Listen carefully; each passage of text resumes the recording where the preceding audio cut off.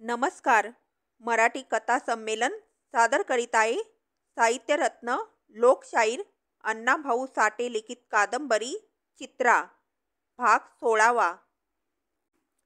परंतु अलीकडे सुभानराव दारूही पिऊन येत असे आणि युरोपात लढाईवर असता आपण काय काय केले ते बरळत असे.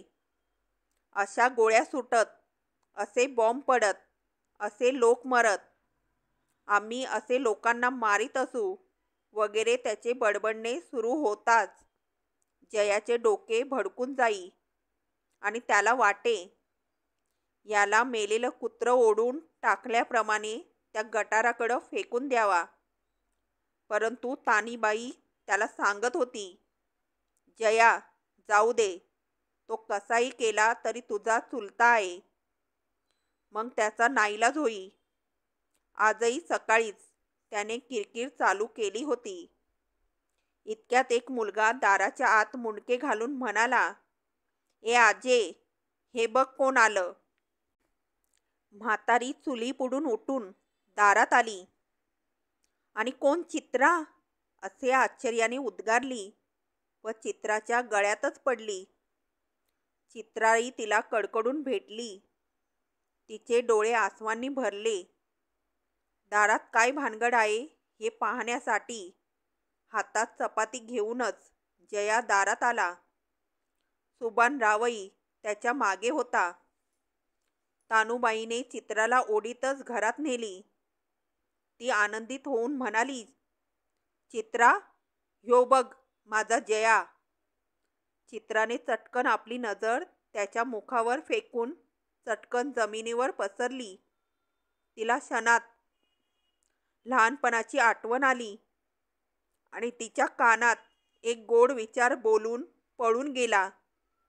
आपलं याच्याशीच मुलांनी लग्न लावलं. ती लाजली. तिचे सर्व दुःख क्षणभर दूर झाले. आपले कुणीतरी भेटल्याचे तिला समाधान वाटले. तोच म्हातारी म्हणाली, आणि हे आमचं जावई सुभानराव, माझ्या गोजाबाईचा दीर, जयाचा चुलता, हे बी हातच हायती, आता हवलदार हायती. चित्राने त्यांच्याकडे पाहिले तेव्हा त्याचे डोळे तिच्यावरच रोखले असल्याचे तिला दिसले. त्याच्या मिशींचा तो पुंचका, तो गालावरचा जखमेचा वन, त्याचे लालची पाहणे तिला आवडले नाही. उलट तिला त्या लालियाचीच आठवण झाली. बळेच स्मित करून मान डोलावली. जयाही तिच्याकडे पाहत होता आणि सुभानरावही पाहत होता. एकट्या चित्रावर त्यावेळी 2 नजरा रोखल्या होत्या. जयाच्या डोळ्यापुढे ती लहान चित्रा दिसत होती, जी त्याच्याबरोबर शाळेत जात होती, आळीत बसून खेळत होती आणि आज तिच्याकडे पावत नव्हते. तीच ही चित्रा का, तो विचार करीत होता आणि सुभानरावची नजर धडपडत होती. नंतर चित्राला आंघोळीला पाणी ठेवून पुन्हा चहा केला. म्हातारी सारखी नाचू लागली. चित्राला कुठे ठेवून कुठे नको असे तिला झाले. ती पोटच्या मुलाप्रमाणे चित्राला समजू लागली. जयाला आणि तानूबाईला आनंद झाला. आंघोळ चहा झाल्यानंतर ते सर्वजण बोलत बसले. तेव्हा म्हातारी म्हणाली, तू कशी आलीस चित्रा? कशी म्हणजे? चित्रा खुदकन हसून म्हणाली, आज म्हटलं जावं म्हणून आले हुडकीत. अगं आलीस ते बरं झालं, तानूबाई म्हणाली. पण सोना कशी हाय? बरी हाय नव्ह? चित्राचे काळीज चरकले. तिला सोनाची आठवण होऊन भडभडून आले. तिचे डोळे पाण्याने बडबडले. त्या दिवशी चित्रा मन मोकळेपणे सर्वांशीच बोलली. तिला आज पुष्कळ दिवसांनी मोकळेपणा वाटू लागला होता. ती मनापासून हसत होती. जणू ते जीवन तिला पुन्हा दिसत होते. ते तिला आपलेसं वाटत होतं. जणू त्या पवित्र कामगार जीवनासाठी ती धडपडत होती. त्याच जीवनात तिला समाधान वाटत होते. तेच तिच्यापासून दूर होते. ते तिला आता दिसत होते. जयाचा गोड स्वभाव, त्याचे प्रेमळ बोलणे तिला आवडत होते. मग तू आता राहा 4 दिवस, म्हातारी म्हणाली, आणि मग जा. त्यावर चित्राचा चेहरा झणकन उतरला आणि ती हळूच म्हणाली, काकू, मी आता जाणार नाही. मला कुठंतरी काम लाव. मी तुझ्या बरोबरीला राहून जगन. तिच्या डोळ्यातून अश्रू वाहू लागले. ती क्षणात दुःखी झाली. म्हातारी आणि जया यांनाही वाईट वाटले. म्हातारीला वाटले, आपण हिला तेवढे नसतो बोललो तर बरं झालं असतं. म्हातारी चटकन उठली. तिने तिचे डोळे पुसले आणि लहान मुलाला त्याचे लाड पुरवण्यासाठी आई बोलल्याप्रमाणे ती म्हणाली, बरं बरं, नको जाऊ. राहा तू माझ्यापाशी. मी तुला जन्मभर पोशीन. तू का परकी आहेस? तुला मी गळ्यात बांधून वागवीन. म्हातारीचे हे शब्द ऐकून चित्राला धीर आला. ती पुन्हा हसली. बरं, जातो मी. सुभानराव आपला दंडा घेऊन म्हणाला, पाहुणीला घालवू नका. असू द्या आसऱ्याला आलेला माणूस. तो क्षणभरही न थांबता बाहेर पडला. त्याला आता कामावर जाणे जड वाटू लागले. परंतु सरकारी काम, त्यामुळे त्याचा नाईलाज झाला. तो चित्राचा विचार करीत निघाला. त्याला वाटू लागले, ही अगदी निराधार आहे. तिला जगात कोणीही नाही. ही आली हे एक बरं झालं. देव पावला. आता आपण म्हातारीला मथवली की काम भागलंच. लागना किती का पैसा, करून टाकू.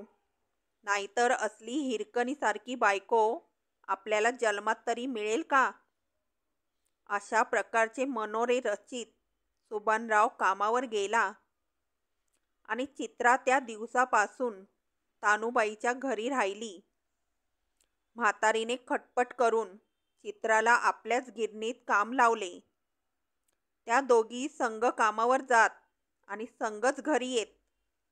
म्हातारी चित्राला क्षणभर सुद्धा विसरत नव्हती. पुढे पुढे जयाची आणि चित्राची ओळख अगदी दाट झाली.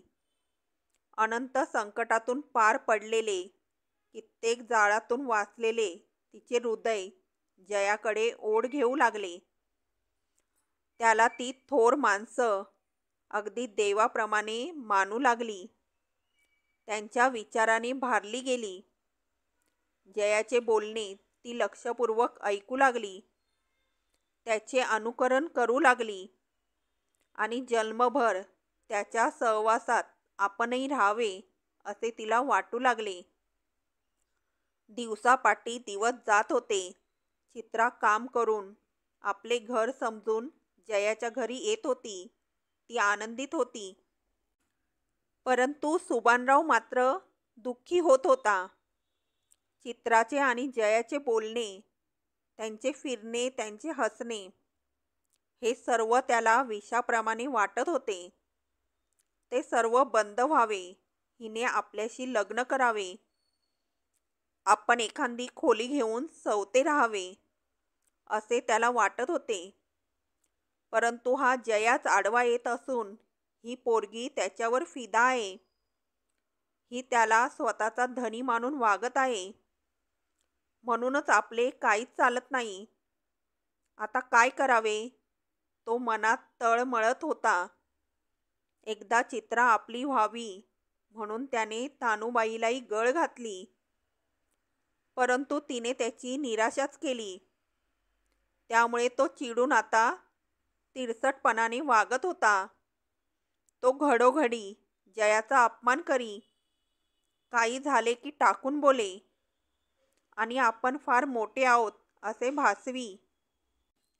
आजही ते दोघे कामावरून आले होते. जया लवकर येऊन चूळ भरून आईची आणि चित्राची वाट पाहत होता. इतक्यात चित्रा आली. म्हातारी मागे होती. चित्रा घरात येताच म्हणाली, ऐकलं का? उद्या संप होणार. हो, उद्या संप होणार. जया गंभीर चेहरा करून उद्गारला. कोण म्हणतो उद्या संप होणार? सुभानराव आला आणि घरात शिरतात गुरगुरला. त्याच्या खांद्यावर आज बंदुकीचे धूळ होते. तो ती बंदूक कोपऱ्यात ठेवून म्हणाला, उद्या जर संप झाला तर त्याला मोडून काढण्यासाठी सरकारही तयार आहे. त्याने कमरेचा पट्टा काढून गळ्यात अडकवला. सरकार नेहमीच आम्हाला मोडून काढण्यासाठी तयार आहे आणि आम्ही हे सरकार मोडून काढण्यासाठी तयार आहोत. जया रागात म्हणाला. ठीक आहे. सुभानराव गुरमीत म्हणाला. उद्या रस्त्यावर दिसेल तो मारला जाईल. त्यासाठी ही बंदूक तयार आहे. त्याने त्या बंदुकीकडे बोट दाखवले आणि तो नळावर निघून गेला. म्हातारी घाबरून म्हणाली, जया, आता तू त्याच्या तोंडाला लागू नको. तिला आज त्याची भीतीच वाटली. तो बंदूक घेऊन घरी आला होता. चित्राई चकित होऊन विचार करू लागली. जया म्हणाला, तुम्ही कोणी भिण्याचं कारण नाही. अशा बंदुकीनं संप मोडून काढता येत नाही. नाही नाही, ही एकच आहे. सुभानराव नळावरून येता येता दारातूनच म्हणाला. परंतु उद्या मुंबईत लष्कर येणार आहे. उद्याची दंगल रोखण्यासाठी सरकार काय वाटेल ते करणार आहे. सरकार आपलं सर्व सामर्थ्य एकवटून लढणार आहे. आणि जया, हे पहा, मी तुलाच म्हणून सांगतो, सरकार कुणाचीच पर्वा करणार नाही. चहूकडून लष्कर येत आहे. निजामानं युद्धासाठी आपली गोवळकोंडा फौज रवाना केली आहे. म्हणून म्हणतो, तू. हे पहा नाना, जया सुभानरावला म्हणाला, उद्या जे काही होईल ते नवं नाही. अरे, फार प्रसंग मुंबईवर आले आहेत. पुष्कळ कामगार मारले गेले आहेत. परंतु पुन्हा पुन्हा कामगार लढतही आला आहे. 25,000 खलाशी आज संकटात असून इंग्रजांनी त्यांना वेढा दिला आहे. त्यांना दडपून देण्याचा चंग बांधला आहे. त्यांच्या मागण्या कबूल करून नंतर दगा देऊन साहेबांनी खलाशांवर मशीनगन रोखून नीचपणाचा कळस केला आहे. आणि त्यांचा वेढा उठावा म्हणून सर्व खलाशी जीवावर उदार होऊन लढण्याला तयार आहेत. म्हणून आम्ही कामगारांनी एकजुटीनं त्यांना मदत केलीच पाहिजे. कसली मदत? सुभानराव जयाला मध्येच अडवून म्हणाला. आणि कसली एकजूट? काँग्रेसनं संपाला विरोध केला असून मुस्लिम लीगवालेही संपाला विरोध करीत आहेत. मग कोण लढणार? आम्ही लढणार, जया उसळून म्हणाला. कामगार लढणार. शिवाय कम्युनिस्ट पक्षानं आणि गिरणी कामगार युनियननं उद्याचा संप जाहीर केला आहे. तानूबाई संध्याकाळचं जेवण करीत होती. चित्रा चपात्या लाटीत त्या दोघांचं बोलणं ऐकत होती. परंतु त्या दोघी मध्ये तोंड घालीत नव्हत्या. सुभानराव भडभडून बोलत होता. हे पहा, एकानं संप जाहीर करून काय होणार आहे? सुभानराव म्हणाला, सरकार एकेकाला झोडपून काढीन. 10 की लकडी, 1 का बोजा, हे कुणालाच कळत नाही. म्हणून माझी खात्री आहे की तू रस्त्यावर फिरकू नको. तू माझं ऐकणार नाहीस म्हणा. तो तानूबाईला म्हणाला. मामी, मुलाला सांगा, नीट सांगा, नाहीतर वाईट होईल. आमचं काही हो, तुम्ही काही सांगू नका, जया आवाज चढवून म्हणाला. आणि सुभानराव तिरस्कारयुक्त नजरेने त्याच्याकडे पाहत म्हणाला, ठीक, उद्याच पाहू. मामी, मला जेवण वाढ. तो बैठक मारून जेवायला बसला. घरात सर्व वातावरण तंग झाले आणि जया बाहेर निघून गेला. चित्राने हळूच त्याच्याकडे पाहिले. ती चिडली होती. त्या दिवशी सारी मुंबई चिडली होती. सर्व पक्षाचे सर्व हिम्मतवान लोक चिडले होते. जणू मुंबई एखाद्या निखाऱ्याप्रमाणे धगधगत होती. राखेच्या खाली आग धुमसत होती. लवकरच जणू भडका होणार होता. मुंबई बंदरात सर्व खलाशांना बेसावध स्थितीत राजकारणाने वेढा घातला होता. 21 तारखेला गुरुवारी अरबी सागर लढत होता. रातभर कॅन्सल बराकी सभोवती मराठी लष्कराचा वेढा पडला होता. लवकरच रक्ताची नदी वाहणार असा सर्वांचा अंदाज होता.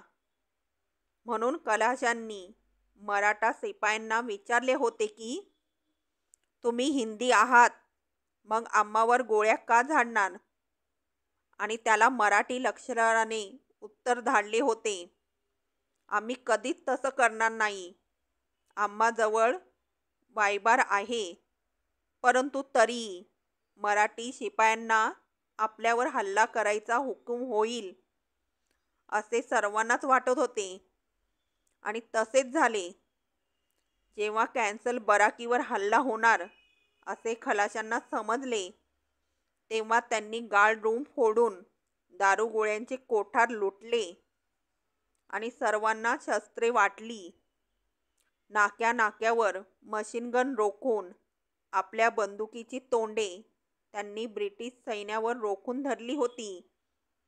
आणि नर्मदा या जहाजावरून सर्व जहाजांना निर्वाणीचा संदेश दिला गेला होता की मारू किंवा मरू या निर्धारानं लढा.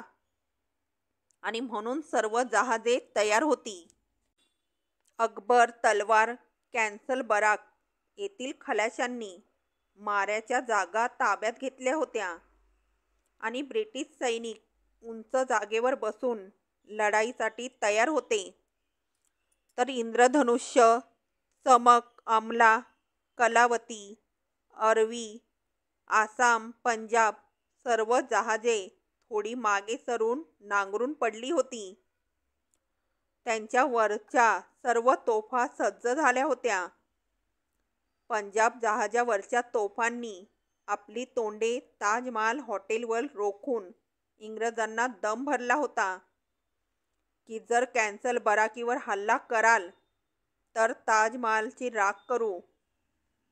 आणि ॲडमिरल गॉडफे यानं रेडिओवर डिरकी दिली होती की जर खलाशी शरण आले नाहीत तर आम्ही आमच्या बळावर सर्व आरमारच बुडवून टाकू. आणि त्याला जवाब म्हणून 120 जहाजे बंडावर गेली होती आणि 20,000 हिंदी सुपुत्र कमरा बांधून इंग्रजांपुढे उभे होते. आज कैक वर्षांनी अरबी समुद्र स्वतंत्र होऊन उसळत होता.